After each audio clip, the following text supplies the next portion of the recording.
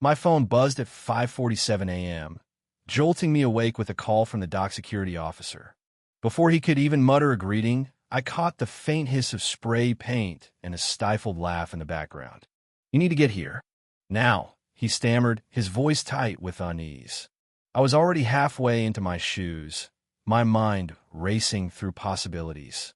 I'd dealt with plenty of nonsense from the homeowners association at Lakeview Shores, petty complaints about my fence height or the shade of my porch light, but this felt different. The panic in his tone wasn't just irritation. It was raw, almost embarrassed. "It's your boat," he managed. "It's bad. You got to see it." I live 5 minutes from the pier in Willow Creek, a sleepy coastal town in Oregon, and by the time I pulled into the lot on that chilly October 12th, 2024 morning, I'd braced myself for the worst. I'd seen my share of HOA drama, but nothing prepared me for the sight of Lisa, the HOA president, standing triumphantly beside my restored Coast Guard cutter, a relic from my service days. She clutched a dripping spray can, her other hand defiantly on her hip, as neon orange graffiti screamed across my boat's hull. "No war junk. Keep Willow Creek classy." The crowd neighbors, a few HOA board members, and curious onlookers watched in stunned silence. Lisa's handiwork was a garish assault on the vessel I'd spent years restoring. The words were a slap in the face, but her smug grin as she locked eyes with me was worse. She launched into a tirade about community standards and how my eyesore was tanking property values.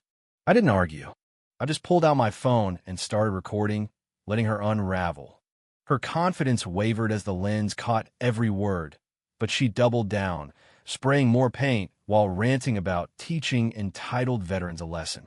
The security guard, Tom, finally mumbled something about waiting for the police, but Lisa barely noticed, too busy preaching to her HOA followers.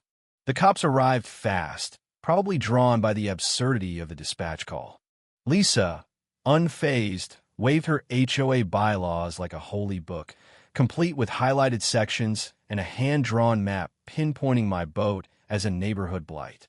I handed over my permits, my deed, and proof that the cutter was a registered historic vessel.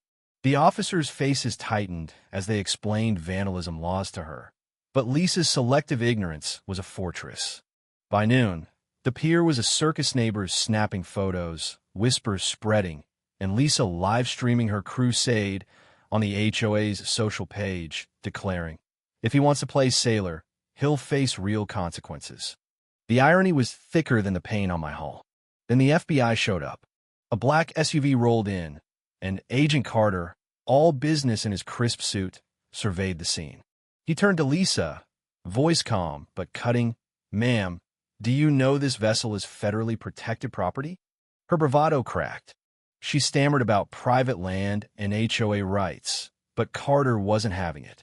The crowd held its breath as he taped off the dock, cataloging her graffiti as evidence. Lisa's allies, board members Ellen and Greg, started edging away, their faces pale with secondhand shame. My phone buzzed with a text from an old service buddy in federal law enforcement. "Stay put. This just got big." As the day unfolded, the FBI dug deeper. It wasn't just about my boat. Tips about Lisa's HOA rain harassment, fines, even blackmail had been piling up for months. They found no trespassing signs on my slip, threatening notes, and a carved "Get Out" on the dock railing.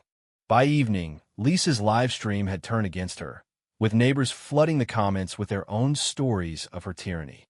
Ellen resigned via email. Greg called an emergency board meeting to oust Lisa.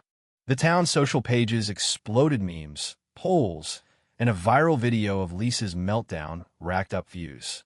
3 days later, the FBI uncovered a storage unit in Lisa's name stuffed with stolen HOA property street signs, tools, even a forged fine addressed to me. A financial audit revealed she'd siphoned thousands for personal security upgrades and a non-existent community event that was just her cousin's birthday brunch. The city suspended the HOA, and a block party erupted at the pier, neighbors toasting to Lisa's downfall as kids swam and a guitar strummed. That night, as Lisa was led away in cuffs, she saw me by the boat and collapsed in a faint, her binder hitting the asphalt.